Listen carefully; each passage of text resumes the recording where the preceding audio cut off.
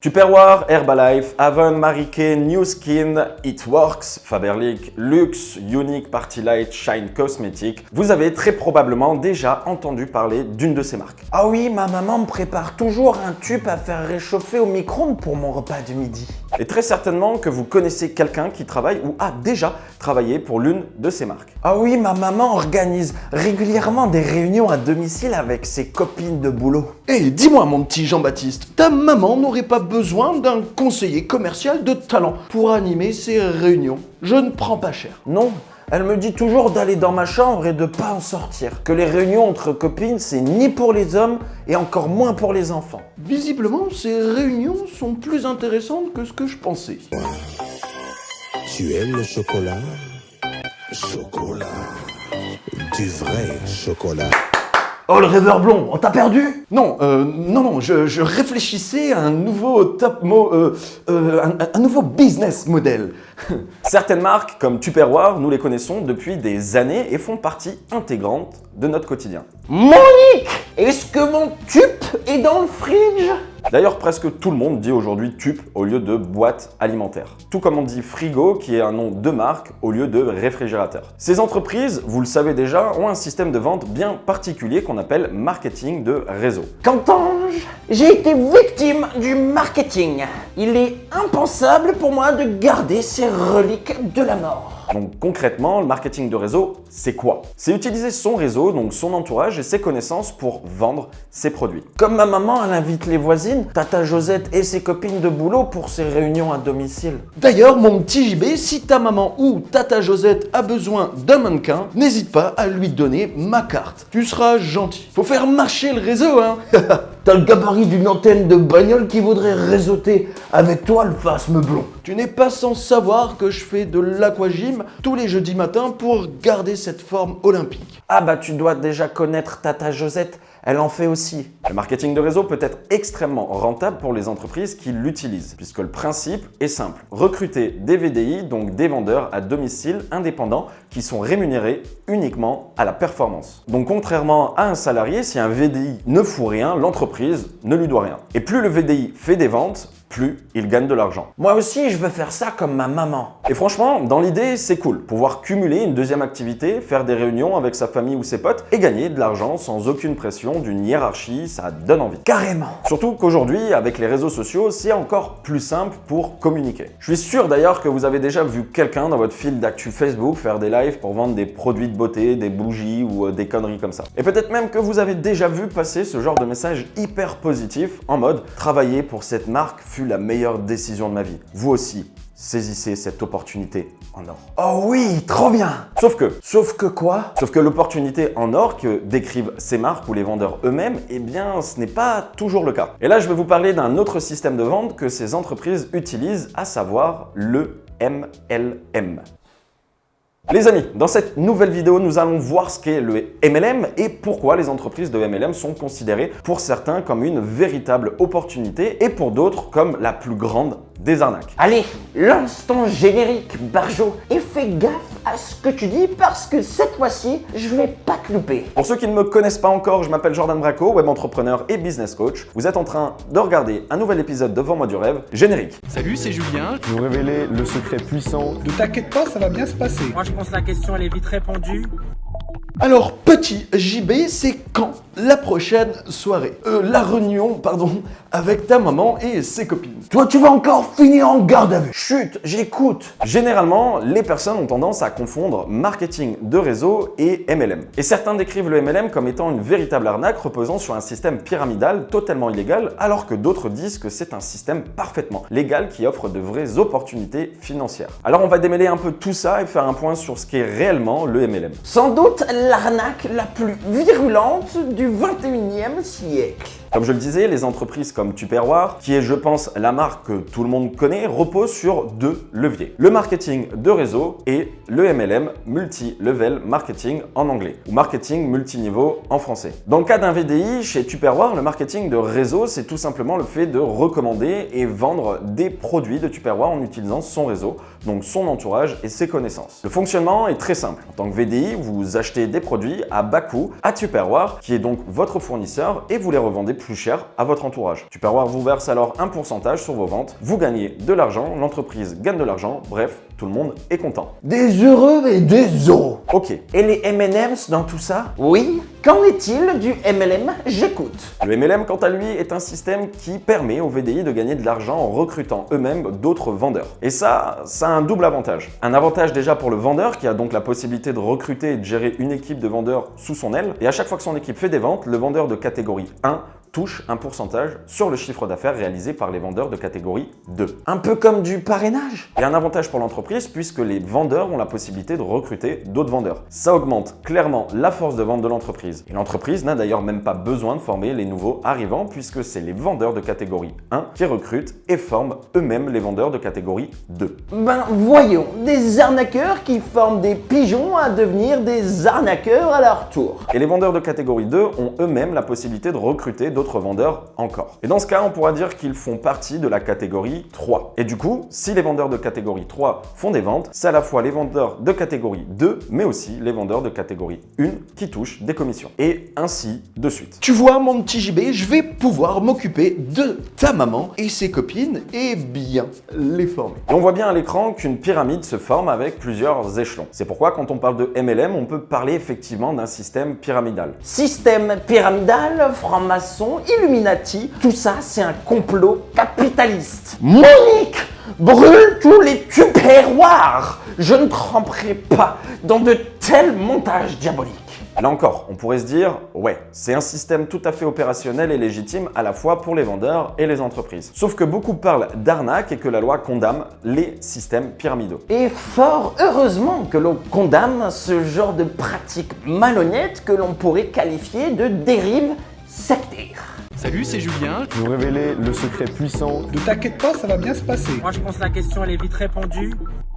Déjà, et mathématiquement, c'est vrai, un système pyramidal est une escroquerie. On va prendre un exemple très simple et qui existe encore aujourd'hui sous plusieurs formes. Les pyramides d'abondance. Je ne sais pas si vous connaissez, mais le principe est plutôt simple. On a tout en haut de la pyramide l'initiateur de cette pyramide. Le gourou. Pour gagner de l'argent, l'initiateur va inviter 10 investisseurs à effectuer une dépense initiale, disons de 100 €, en leur promettant que s'ils arrivent à recruter à leur tour 10 nouveaux investisseurs chacun, l'initiateur leur versera 200 €. Donc le double de ce qu'ils avaient investi. Et c'est tout bénef, puisque l'initiateur, lui, va récolter en tout 11 000 €. Alors, mon petit JB, j'ai hâte d'initier ta maman et Tata Paulette. C'est Tata Josette. Déjà 1000 €, puisque les 10 premiers investisseurs ont versé chacun 100 €, et 10 000 € supplémentaires, puisque les 10 premiers investisseurs ont recruté chacun 10 nouveaux investisseurs, donc ce qui fait 100 nouveaux investisseurs supplémentaires à 100 € chacun. Je préfère les chiffres que les lettres, mais tu m'as perdu mon garçon. Comme promis, l'initiateur va pouvoir rémunérer les 10 premiers investisseurs à hauteur de 2000 € en se servant de l'argent des nouveaux arrivants et garder les 9000 € restants. Maintenant, si les 100 nouveaux investisseurs veulent eux aussi doubler leur investissement, ils vont devoir à leur tour trouver chacun 10 nouvelles personnes. Donc ce qui fera en tout 1000 nouveaux investisseurs et 100 000 € supplémentaires injectés dans la pyramide. 100 000 € qui serviront à payer les investisseurs des étages supérieurs et ainsi de suite. Théoriquement, ça fonctionne et ça existe. Mais pourquoi n'y ai-je pas pensé plus tôt? Mais mathématiquement, c'est voué à l'échec. Ah, c'est sûrement pour ça que je n'y ai pas pensé. Ne serait-ce déjà parce qu'il y a un nombre limité d'individus sur Terre. Et avec un schéma comme ça, il suffirait de seulement 10 étapes pour que la pyramide s'effondre. Puisqu'avec 8 milliards d'individus sur Terre, en 10 étapes, on atteint déjà les 10 milliards d'individus dans la pyramide. Et toutes les personnes arrivées en dernier, qui sont forcément les plus nombreuses, ne pouvant pas recruter de nouvelles personnes, ne verront jamais la couleur de leur investissement de départ. Bien fait pour eux, ça leur apprendra, tiens. Et c'est là toute l'escroquerie, puisqu'avant que la pyramide ne s'écroule, toutes les personnes en haut de la pyramide auront eu le temps de s'en mettre plein les poches. C'est typiquement ce qu'a fait Charles Ponzi et Bernard Madoff en escroquant des milliards et des milliards d'euros. Des véritables pionniers de notre époque. Bon, tout ce système pyramidal que je viens de vous expliquer, c'est totalement illégal. Oh mince. Attends mon JB. Tiens, c'est quoi Tonio? C'est quoi? Prends ça, gamin. Allez, quand t'as un doute sur un sujet d'un business ou quand tu penses qu'il y a anguille sous cloche, tu cliques dessus, t'inquiète, ça va bien se passer. Merci, Tonio.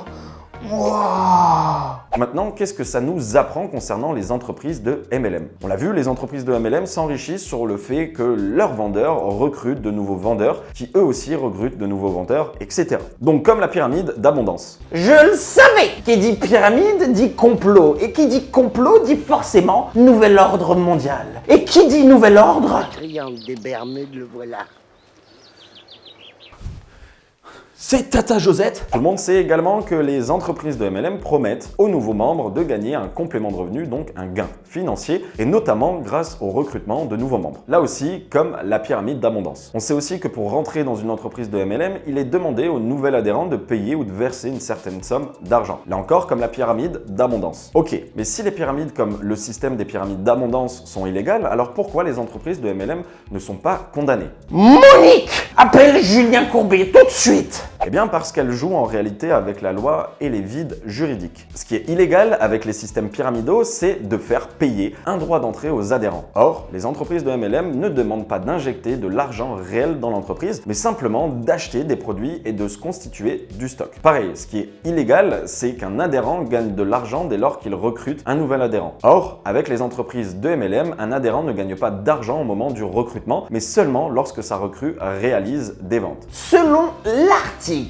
L1.2.1-115 du Code de la consommation, il est interdit, je cite, de demander le versement d'une somme en contrepartie de la collecte d'adhésion en faisant espérer des gains financiers futurs qui reposent sur le nombre de personnes inscrites plutôt que sur la vente d'un bien, d'un service. J'ai jamais entendu un cafard aboyer autant. Et il est également illégal d'inciter une personne à adhérer en lui faisant espérer des gains financiers résultant d'une progression géométrique du nombre de personnes recrutées ou inscrites. T'as entendu, JB? Faut pas se laisser endormir par de 12 berceuses. T'allais tomber dans le panneau encore une fois. Or, ici, avec les entreprises de MLM, on ne fait pas vraiment espérer des gains financiers sur le nombre de personnes recrutées, mais un job rémunéré en fonction d'une performance de vente, sous-entendant que plus on recrute, plus on aspire à générer des gains plus élevés. Pour résumer, le non-respect de la loi et ses 300 000 € et un possible emprisonnement de 2 ans, mon coco. Alors méfie-toi.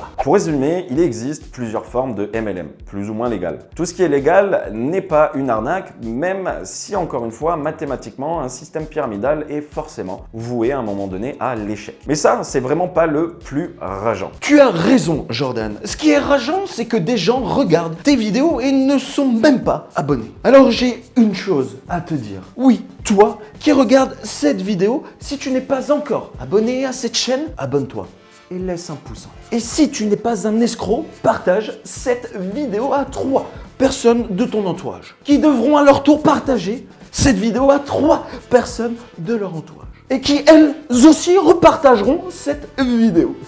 Jordan, n'oublie pas mon chèque à la fin de la vidéo. Passons à la suite. Salut, c'est Julien. Je vais vous révéler le secret puissant. Ne t'inquiète pas, ça va bien se passer. Moi je pense que la question elle est vite répondue. Le fait que les plus grandes entreprises que nous connaissons utilisent un système pyramidal peut paraître limite, pour certains n'en reste pas moins légal. Donc personnellement, je n'ai pas de souci avec ça. Ce que je n'aime pas dans le MLM, c'est ça. Je me suis lancée dans le MLM parce que je vais vous parler un petit peu de moi d'abord et vous expliquer un petit peu ma vie tout simplement. Il s'avère, faut que j'arrête d'avoir des manies avec mes mains et de me toucher les cheveux aussi. Typiquement, là on a une influenceuse qui fait du putaclic sur sa vidéo avec son titre « J'ai trouvé l'arnaque du MLM » et qui nous explique pourquoi le MLM est une opportunité en or. Elle nous dit en gros qu'elle n'avait plus de job, que c'est sa sœur qui gagnait 4000 € avec le MLM qui l'a incité à faire comme elle. Et qu'en 8 mois après avoir commencé, elle a généré plus de 40 000 €. J'avais toujours au fond de moi cette petite partie de me dire « Putain, t'as déjà entendu parler du MLM et tout le monde dit que c'est une arnaque donc... » Est-ce que c'est vraiment une arnaque? Est-ce que ta sœur te mentirait? Est-ce qu'il y a un vice caché que tu ne connais pas?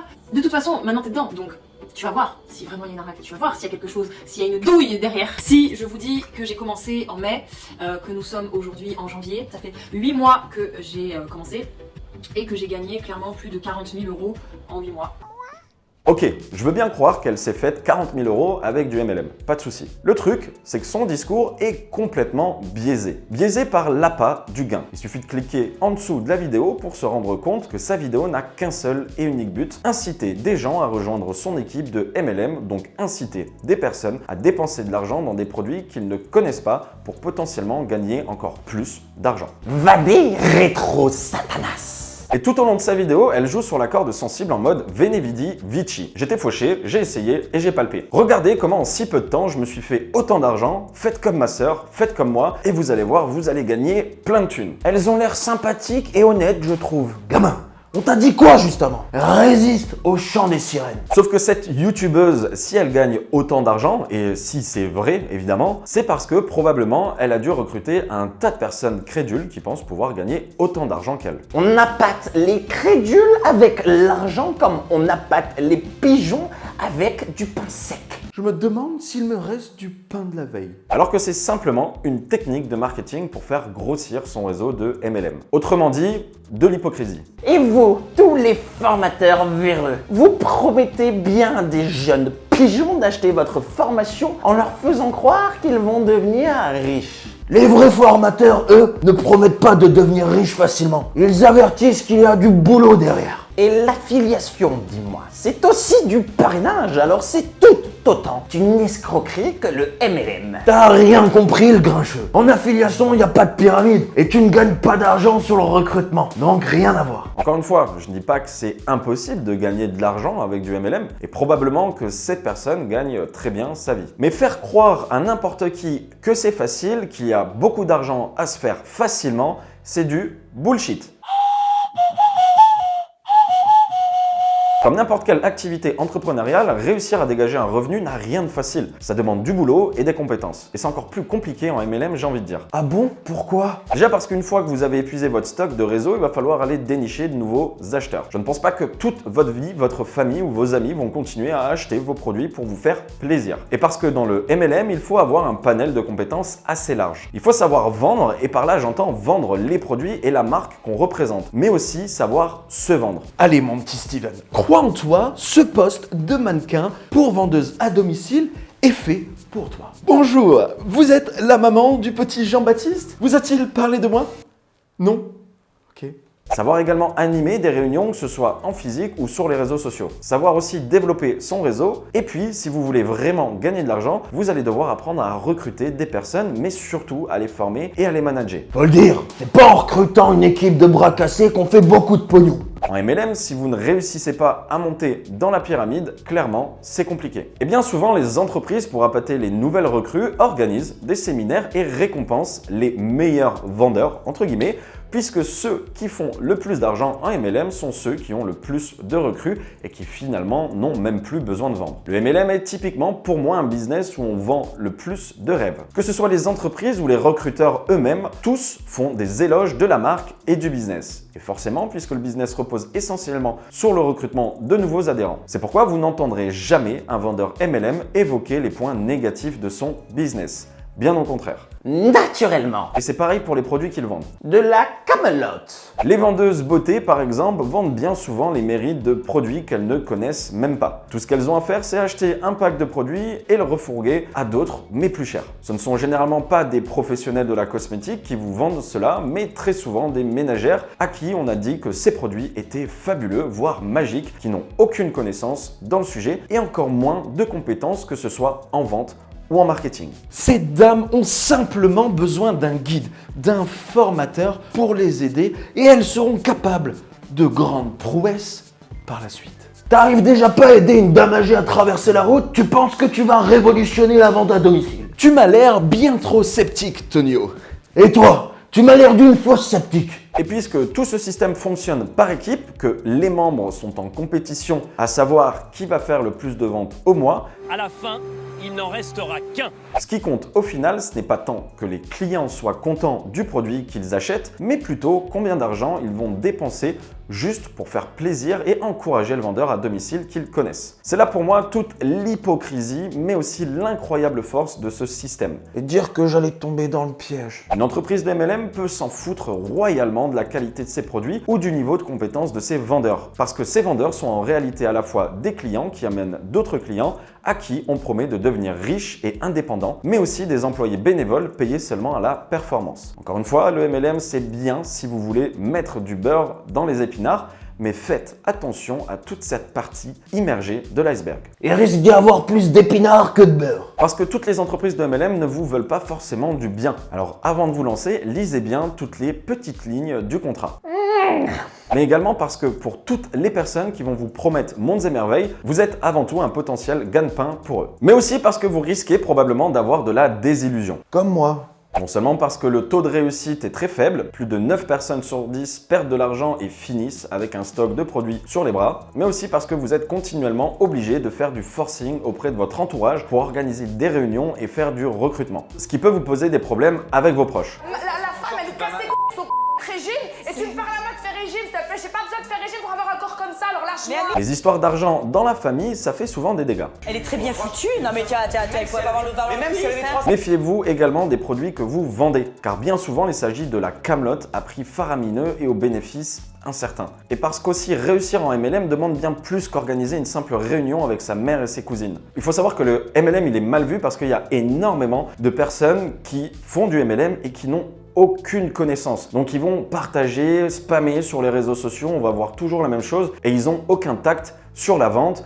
ils vont venir vous flouder sur Facebook, sur les réseaux sociaux et c'est relou. C'est pour ça que le MLM il a une mauvaise image et c'est aussi pour ça qu'on confond très souvent le MLM et l'affiliation. Alors pour répondre au sujet de la vidéo, le MLM une arnaque? Non, pas forcément. Le MLM, une opportunité en or? Oui, très clairement, si vous êtes en haut de la pyramide. Dans le cas contraire, va falloir vous accrocher. C'est pas demain la veille que je vais devenir millionnaire. Les amis, cette vidéo est presque terminée. Comme d'hab, je vous laisse avec un petit bêtisier. Si cette vidéo vous a plu, n'hésitez pas à me soutenir avec un maximum de pouces bleus, ça me ferait vraiment plaisir. Comme un vendeur sympa en MLM, vous pouvez partager cette chaîne ou cette vidéo à tout votre entourage et surtout les inciter à s'abonner. Mais t'attends pas à toucher une com. Non, en vrai, faites comme vous voulez, mais au moins un petit like et un petit commentaire, ça fait toujours plaisir. Bref, merci de m'avoir écouté. Je vous dis à la semaine prochaine pour une nouvelle vidéo. C'était Jordan Bracco.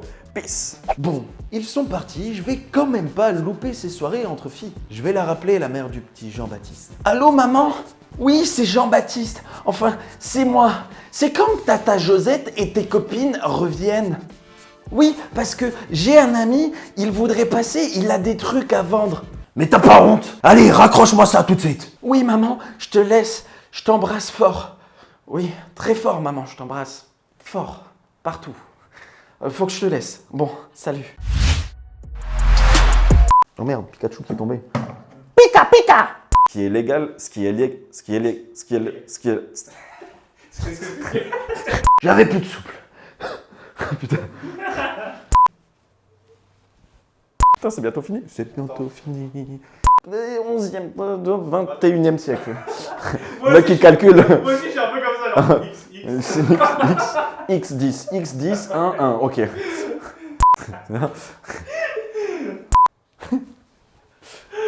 T'arrives déjà pas à aider une...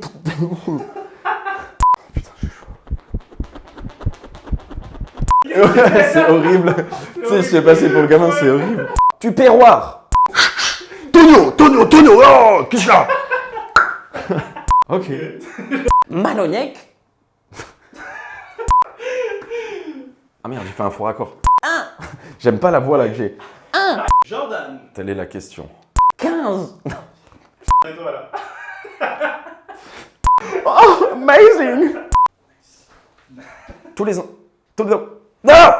Et c'est une fin de tournage. Merci d'avoir visionné. Au revoir.